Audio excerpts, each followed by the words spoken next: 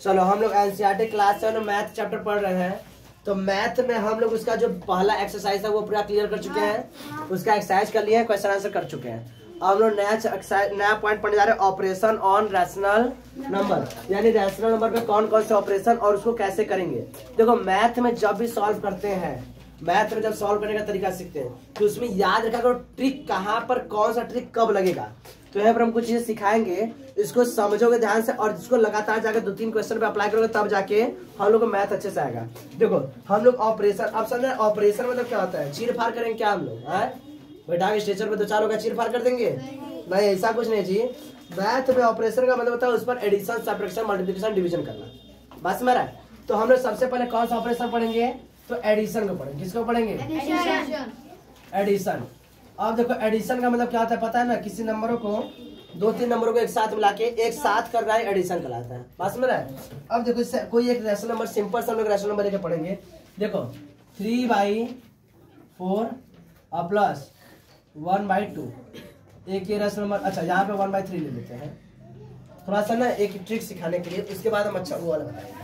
देखो इन दोनों को ऐड करते हैं, तो रैशनल नंबर को जब भी ऐड किया जाता है, जब भी ऐड करते हैं यहाँ पर,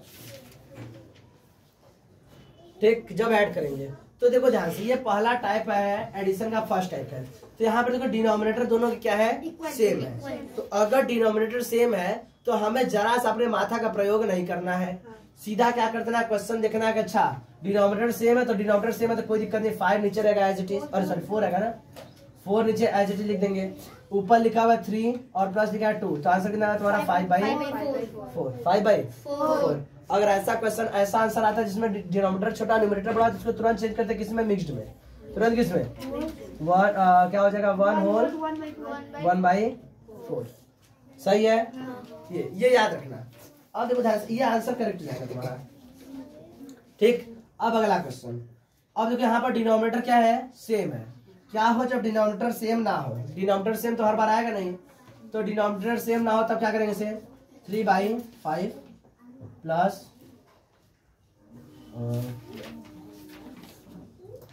1/4 दिख रहा है। तो क्या हो अगर डिनोमिनेटर सेम ना हो, तो सबसे पहले हमारा ये टास्क रहेगा कि इन दोनों फ्रैक्शन के डिनोमिनेटर को सेम करना, क्योंकि डिनोमिनेटर को सेम करेंगे तभी जाके हम इस क्वेश्चन को सॉल्व कर पाएंगे, न्यूमरेटर को नहीं, डिनोमिनेटर को। डिनोमिनेटर कहाँ रहता है, नीचे। तो डिनोमिनेटर को सेम करने के लिए क्या है प्रोसेस, हमें पता है। क्या करेंगे, डिनोमिनेटर का एलसीएम निकालेंगे। एलसीएम कैसे निकालेंगे, 5 और 4 का एलसीएम निकाल कितना आएगा, 20। कितना आएगा, 20 को दोनों बार लिख दो। चलो अब इस 20 को यहाँ पर मल्टीप्लाई करो, ध्यान से देखते रहो स्टेप।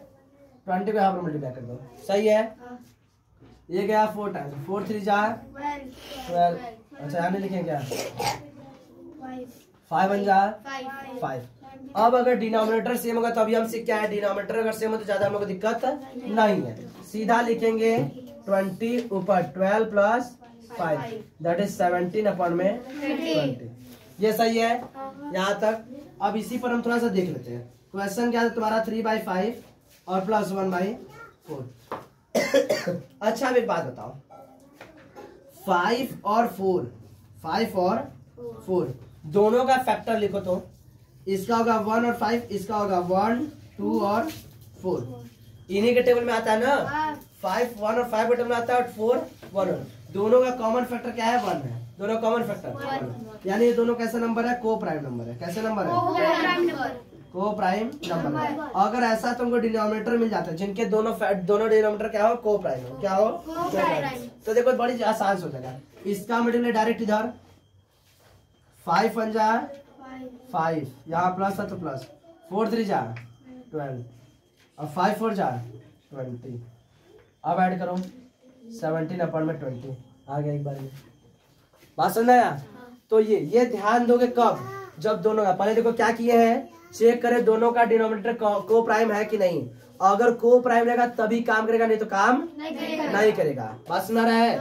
जैसे अगर ये क्वेश्चन हम दिए, जैसे एक क्वेश्चन यहाँ पर देखो ध्यान से,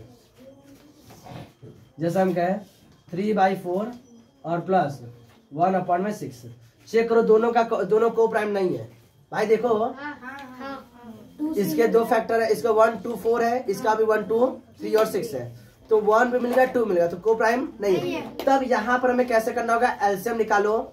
एलसीएम निकाल जैसे ये प्रोसेस किया था उस तरह करना है। लेकिन अगर को प्राइम मिलते हैं तब तो हम ट्रिक याद कर यूज करेंगे ना, फटाफट मल्टीप्लाई इधर इधर और नीचे मल्टीप्लाई करके डायरेक्ट कर देंगे। यहाँ तक समझने कोई दिक्कत नहीं, कोई समस्या? ये कर लोगे? ये वाला करके दिखा मैं जल्दी जल्दी।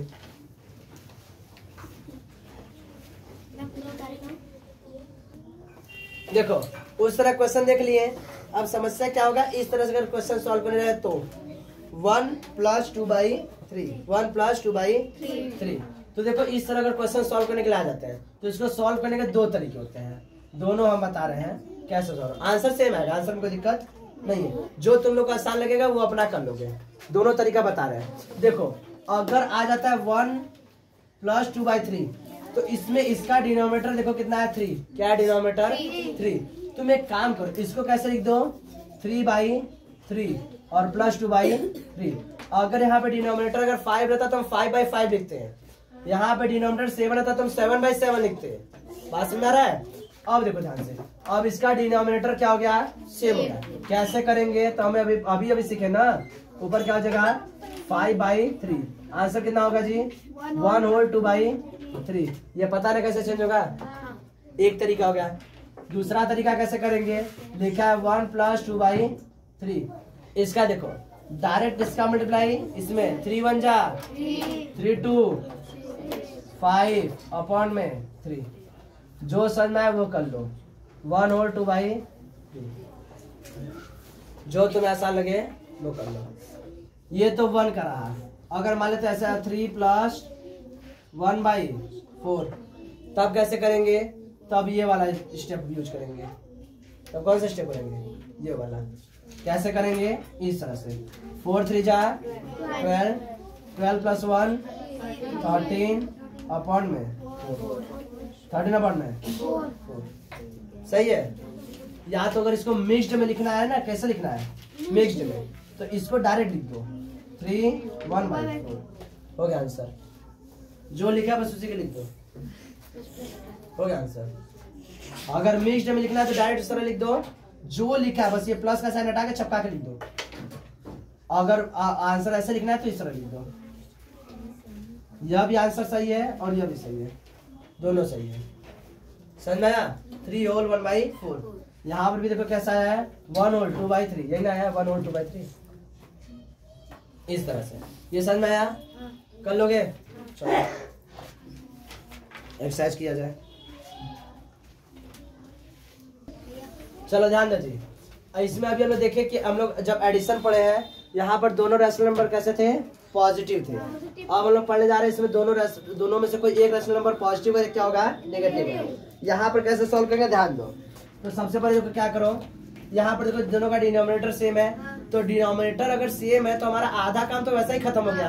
हम लोग क्या निकालना है, बस यहाँ पे जो सेम है तो कोई दिक्कत नहीं, डायरेक्ट लिखो 5, इसका निगेटिव तो -2 लिखो, इसका पॉजिटिव तो +1 लिखो, ये हो गया ठीक। अब यहाँ पर देखो अगर दोनों में से कोई एक निगेटिव तो याद रखना माइनस होगा, क्या होगा माइनस। तो माइनस होगा, देखो 2 में से एक जाएगा कितना आएगा 1 अपॉन में 5। चेक करो बड़ा कौन है, निगेटिव वाला कि पॉजिटिव वाला, तो बड़ा कौन है निगेटिव वाला, तो साइन लगेगा किसका माइनस का। अगर पॉजिटिव वाला बड़ा रहता तो पॉजिटिव का साइन लगता, किसका साइन लगता पॉजिटिव का। जैसे समझो मान लेते दो दोस्त क्या कर रहे हैं, अपना बिजनेस स्टार्ट किए, तो एक आदमी लगा रहा है मान लो 100 रुपया लगाना है बिजनेस में, एक आदमी लगा रहा है 60 रुपया लगा रहा है 40 रुपया, तो बता किसके मन से काम होगा 60 वाले के मन से ना। इसी तरह जो बड़ा रहेगा साइन किसका लगेगा उसी का लगेगा, चाहे वो पॉजिटिव हो या वो निगेटिव हो, ये याद रखना।